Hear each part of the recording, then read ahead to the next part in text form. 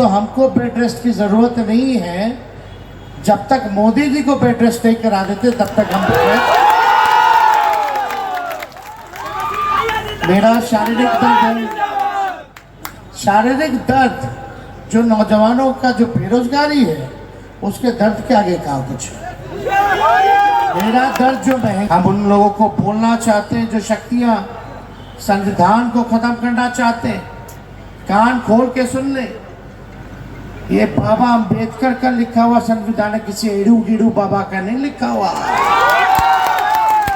और किसी माई के लाल में दम नहीं जो हमारे देश के संविधान को बदल के दिखा सके।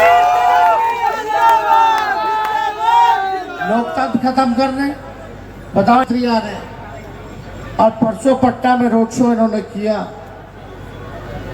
रोड शो, ये रोड शो करें या एयर शो करें, तेजस्वी ने जॉब शो किया है। हम लोग काम की बात करने वाले लोग हैं, मुद्दे की बात करते हैं। पढ़ाई, दवाई, कमाई, सिंचाई, सुनवाई और कार्रवाई वाली सरकार होनी चाहिए। बहुत बहुत धन्यवाद मधुबाला जी। मंच पर उपस्थित कांग्रेस पार्टी की वरिष्ठ नेत्री, हम सबों के अभिभावक श्रीमती मीरा कुमार जी, मंच पर उपस्थित उदय नारायण चौधरी जी, मंच पर उपस्थित वीआईपी पार्टी के संरक्षक बड़े भाई मुकेश सहनी जी, कांग्रेस के नेता संजीव प्रसाद टोनी जी, माननीय विधायक गोपाल रविदास जी, शशि रंजन जी, माननीय एमएलसी श्रीमती शशि यादव जी, राजेश राम जी, विश्वजीत जी, अनिरुद्ध यादव जी, संतोष मिश्रा जी, महताब आलम साहब, मनोज चंद्रवंशी जी, उमा जी, मदन मोहन झा जी, प्रवीण कुशवाहा जी, मोहन प्रसाद जी, और सभी हमारे महागठबंधन के नेतागण, कार्यकर्तागण, पदाधिकारीगण और पटना के दूर दराज के इलाकों से आए हुए सभी हमारे अभिभावक, माताएं, बहनें, नौजवान, युवा साथी। आज नामांकन समारोह है और पटना से राहुल गांधी जी ने, लालू जी ने, लेफ्ट के तमाम लीडर ने, मुकेश जी ने इंडिया अलायंस की तरफ से हमारे प्रत्याशी बड़े भाई अंशुल अभिजीत जी को टिकट दिया है, प्रत्याशी के रूप में लाए हैं। इस सिलसिले में आप सब लोगों से यही अपील करने आए हैं कि एक एक वोट आपका भाई अंशुल को पंजे के निशान पर देकर के भारी मतों से आप लोग विजय बनाने का काम करें। हमको डॉक्टर की सलाह पर बोला गया है, जो मेरे कमर की हड्डी में चोट है, कि खड़े मत होइएगा, चलिएगा मत, और आप जो है बेड रेस्ट कीजिए 3 हफ्ते। MRI रिपोर्ट आया, हमने डॉक्टर साहब को बोला, देखो डॉक्टर साहब, अभी तो हमको बेड रेस्ट की ज़रूरत नहीं है। जब तक मोदी जी को बेड रेस्ट नहीं करा देते तब तक हम मेरा शारीरिक दर्द जो नौजवानों का जो बेरोजगारी है उसके दर्द के आगे कहा कुछ। मेरा दर्द जो महंगाई का दर्द जो झेल रहे लोग, उनके दर्द से ज़्यादा नहीं है। जो गरीबी का दर्द है उससे ज़्यादा नहीं है। हम लोग तो आज 6 सवा करके हैं, लेट हो गया आने में, माफ़ कीजिएगा, लेकिन सुबह से हम निकलते हैं, रात भर हम लोग इस काम में लगे हैं कि देश का संविधान और लोकतंत्र बचाएं। ये लोग देश के संविधान और लोकतंत्र को खत्म करना चाहते हैं। जो इनका नागपुरिया कानून है, बाबा गोवलकर का एजेंडा, जो बंच ऑफ थॉट्स मतलब एक सोच का गुच्छा, उस एजेंडे को ये बाबा अंबेडकर के संविधान की जगह लागू करना चाहते। कई नेताओं ने इनकी एक बार नहीं बार बार सीक्वेंस में ये कहा है कि हम खत्म कर देंगे, हमको 400 सीट ले आओ, प्रचंड बहुमत दे दीजिए, 2/3 से ऊपर दे दीजिए और हम संविधान को खत्म कर देंगे। हम उन लोगों को बोलना चाहते हैं जो शक्तियां संविधान को खत्म करना चाहते हैं, कान खोल के सुन ले। ये बाबा अंबेडकर का लिखा हुआ संविधान है, किसी एड़ू गिड़ू बाबा का नहीं लिखा हुआ, और किसी माई के लाल में दम नहीं जो हमारे देश के संविधान को बदल के दिखा सके। लोकतंत्र खत्म कर रहे। बताओ इंदौर में क्या हुआ, खजुराहो में क्या हुआ, सूरत में क्या हुआ।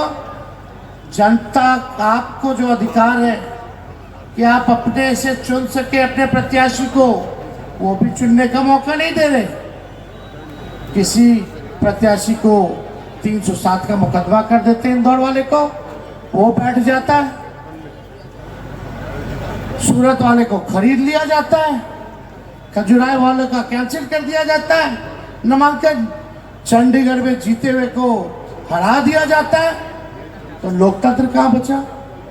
ये बड़ा देश के लोकतंत्र के लिए बहुत ही खतरनाक बात है। बड़ी अच्छी बात है प्रधानमंत्री जी आ रहे हैं, रोड शो कर रहे हैं, प्रधानमंत्री भी आ रहे हैं, जेपी नड्डा भी आ रहे हैं, अमित शाह भी आ रहे हैं, राजनाथ सिंह भी आ रहे हैं, नितिन गडकरी भी आ रहे हैं, पूरा केंद्र मंडल मंत्रिमंडल आ रहा है, यूपी के मुख्यमंत्री आ रहे हैं, असम के मुख्यमंत्री आ रहे हैं। और परसों पटना में रोड शो इन्होंने किया। रोड शो, ये रोड शो करें या एयर शो करें, तेजस्वी ने जॉब शो किया है। हम लोग काम की बात करने वाले लोग हैं, मुद्दे की बात करते हैं। पढ़ाई, दवाई, कमाई, सिंचाई, सुनवाई और कार्रवाई वाली सरकार होनी चाहिए, हम इसकी बात कर रहे हैं। तो मोदी जी क्या कहते हैं, भाइयों बहनों, ये विपक्ष वाले आपका मंगलसूत्र छीन लेंगे। कैसी बातें कर, क्या स्तर है। अच्छा आप बताओ, मंगलसूत्र कब पहनाया जाता है। मोदी जी किसी नौकरी लगवा किसी नौजवान का जो शादी करेगा, लेकिन तेजस्वी ने तो 5 लाख लोगों को सरकारी नौकरी दिया, और नौकरी के बाद कितनों का घर बसा होगा। मंगलसूत्र पहनाने का मौका दिया हमने, तो हमने तो मौका दिया मंगलसूत्र पहनाने का, घर बसाने का। लेकिन प्रधानमंत्री आपने तो जिसका रोजी रोटी था, नौकरी था, वो भी छीन लिया। सब कुछ प्राइवेटाइज कर दिया देश में, रेल को बेच दिया, पेल को बेच दिया, सेल को बेच दिया, पोर्ट को बेच दिया, एयरपोर्ट को बेच दिया, LIC को बेच दिया। जो भी संस्थाएं जहां आपको नौकरियां मिल सकती थी उन सबको बेच दिया। और तो और आर्मी में अग्निवीर योजना ले आया गया ठेके पे, 18 साल में ज्वाइन करो और 22 साल में रिटायर हो जाओ, और उसके बाद क्या करेंगे। और सबसे बड़ी बात अग्निवीर योजना में कि अगर कोई हमारा नौजवान भाई भारत माँ की रक्षा में शहीद हो जाए तो उसको शहीद का भी दर्जा नहीं है, पेंशन भी नहीं है, और कैंटीन की सुविधा नहीं है। लेकिन प्रधानमंत्री जी आए बिहार, एक वादा अगर पूरा किया, मीरा जी ने बताया, बिहार को ये कहते थे बिहार को हम स्पेशल स्टेटस देंगे, स्पेशल पैकेज देंगे और स्पेशल अटेंशन देंगे। 10 साल में क्या मिला बिहार के लोगों को। यहाँ पटना में MLA उनका, MP उनका, 17 साल से राज्य सरकार उनकी, 10 साल से भारत में राज वो कर रहे हैं। A to Z पटना के लोगों ने प्रचंड बहुमत दे दिया भाजपा के लोगों को। लेकिन जब पटना डूबता तो एक आदमी नजर नहीं आता भाजपा का। बताओ कोई नजर आया भाजपा का लोग जब पटना डूब रहा था तो? कोई नहीं। काम के आधार पे वोट दीजिए। पटना के लोगों से अपील करेंगे। तेजस्वी 17 महीने था, अर्बन डेवलपमेंट मिनिस्ट्री थी, बारिश आया, तूफान आया, लेकिन पटना में जल जमाव नहीं होने दिया, नहीं होने दिए हम लोग। और तो और 17 साल की इनकी सरकार, इनके पास नक्शा तक नहीं था पूरे पटना का ड्रेनेज सिस्टम का, कोई इक्विपमेंट नहीं था। वो तो तेजस्वी के आने के बाद पूरे बिहार में हमने 17 से 18 एसटीपी हम लोगों ने ड्रेनेज सिस्टम हम लोगों ने प्रस्ताव पास किया। 17 से 18 बड़े बड़े शहरों में ऑन रिकॉर्ड है, हम लोगों ने काम किया। आईटी पॉलिसी बनाई, टूरिज्म पॉलिसी बनाया, स्पोर्ट्स पॉलिसी बनाया, ये सारा काम हम लोगों ने किया। इन्वेस्टर मीट करा के पहली बार बिहार में 50,000 करोड़ का एमओयू साइन करवाया इन्वेस्टर्स के साथ। मोनी उल हक स्टेडियम बनवा रहे हैं, पूरा डीपीआर तैयार हो गया। 3 लाख नौकरी और प्रक्रियाधीन, यानी 8 लाख नौकरी की व्यवस्था कराई। नियोजित शिक्षक कर्मियों को 4.5 लाख नियोजित शिक्षक कर्मियों को राजकीय कर्मी का दर्जा दिया। तालमी मरकज हो, स्वयं सहायता समूह हो, विकास में टोला सेवा, शिक्षा में आंगनबाड़ी, इनके मानदेय को हम लोगों ने दुगुना किया। हमारी बहन यहाँ बैठी है, आंदोलन ममता आशा का, इन्होंने आंदोलन किया, हम लोगों से मुलाकात हुई, हमने बोला हम 2500 रुपया कर देंगे और हम लोगों ने प्रस्ताव करके भेजा है, लेकिन हमारे चाचा के पास रुका, कैबिनेट में नहीं आने दिया। 8 लाख लोगों को नौकरी हो जाता, अब तक बाहर ही नहीं निकल रहा। लेकिन तेजस्वी के जाने के बाद पेपर लीक हो गया, हमने 3 महीने में टाइम बाउंडिंग के अंतर्गत एडवर्टाइज किया और 3 महीने के अंदर उसके हाथ में नियुक्ति पत्र मिला। तो हम लोगों ने काम किया। लेकिन मोदी जी के पास क्या उपलब्धि है बिहार के लिए? एक काम बता दो, एक काम बता दीजिए जो किया हूं, आपके दुख सुख के भागीदार बने हो। केवल आएंगे, भाषण देंगे, भाषण में तो उन्होंने इतना झूठ बोला, 10 साल की गोबर को भी हलवा बना दिया। अब तो बोलने के लिए कुछ नहीं है, तो भैंस उठा लेगा, मंगलसूत्र छीन लेगा, हिंदू मुस्लिम मंदिर की बात करते, जानकी मंदिर। हम टूरिज्म मिनिस्ट्री मेरे पास था, 70-80 करोड़ रुपया देकर के जाइए, उसका हम जीर्णोद्धार करवा रहे हैं।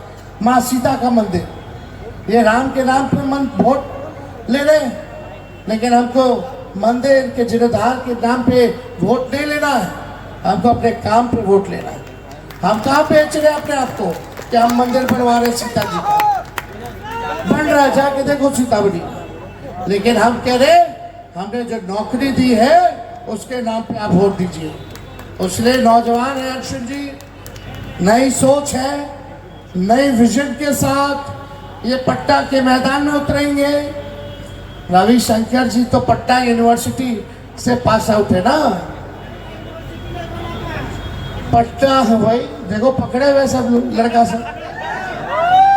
पटना सेंट्रल यूनिवर्सिटी का दर्जा अब तक जो है, सेंट्रल यूनिवर्सिटी का दर्जा अब तक नहीं दिला पाए, वहीं से पास आउट अब तक नहीं दिला पाए। प्रधानमंत्री इतना नहीं कर सके पटना के लिए, इतना नहीं कर सके। क्या किया उन्होंने? केवल हिंदू मुस्लिम मंदिर मस्जिद, लालू जी को बिहार आके गाली देना, हमको आके गाली देना, शहजादा हमको बोलते, हम तो बोलते पीरजादा, उसने हमको शहजादा कह रहे। पीरजादा मतलब बुजुर्ग होता है, तो प्यार में शहजादा कह रहे क्योंकि वो पीरजादा है। तो खैर उनकी अपनी बात है, लेकिन मोदी जी मुद्दे की बात नहीं कर सकते। देखिए 4 चीजें संभव है इस दुनिया में। पहला, सूर्य भगवान का पश्चिम से उगना। दूसरा, रेगिस्तान में मछली मारना। तीसरा, आसमान में पेड़ लगाना। और चौथा, मोदी जी के मुंह से काम और मुद्दे की बात सुनना। बोल ही नहीं सकता, संभव। महंगाई का मौ नहीं बोलते, गरीबी का गौ नहीं बोलते, बेरोजगारी का पौ नहीं बोलते। ये बड़का झूठा पार्टी, खाली भाइयों बहनों, अरे बताओ ना भाइयों और बहनों के लिए क्या किया। खाली भाइयों बहनों, कुछ नहीं, केवल ठेंगा दिखाया, बड़ा समुद्र में डुबकी मार रहे, यही किया, गुफा में जाकर बैठ जा रहे, यही किया, फाइटर प्लेन में बैठ जा रहे हैं। न्यूज वाला बोला कि वाह क्या मोदी जी कमाल कर दिए, तो हाईजैक हो रखा है मीडिया, ये गोदी मीडिया। कुछ लोग दिन भर मार्केटिंग में लगे रहते हैं। मोदी जी तो आज नया क्या करना चाहिए? हाँ, एक बार बाहर आ गया बिहार में तो एक बार बचाव में भेज देना चाहिए। खैर हम तो नहीं कहते, लेकिन पता बाढ़ इतनी बड़ी समस्या है बिहार में, उत्तर बिहार में, इंटरनेशनल इशू है। 10 साल प्रधानमंत्री रह लिए, 1 मिनट भी नेपाल से बिहार का जिक्र किया फ्लड को लेकर के, या बिहार में 80% किसान है, एग्रो बेस्ड इंडस्ट्री लग सकती है, केला है, मखाना है, मक्का है, मछली है, इतना चीज है जिसका हम लोग उत्पादन करते हैं, पूरे एशिया को खिला सकते हैं, लेकिन एक एग्रो बेस्ड इंडस्ट्री जो है बिहार में नहीं लगवा पाए, एक कारखाना नहीं लगवा पाए। तो काम क्या क्या है? यहाँ खाली आते हैं, हाथ हिला के चल देते हैं। अब कुछ अंधभक्त लोग होता है, मोदी मोदी मोदी करता रहता है, उनको भी गलत जानकारी दी जाती है। अगर सही जानकारी अगर लोगों को दे, ये आप लोगों को दायित्व है।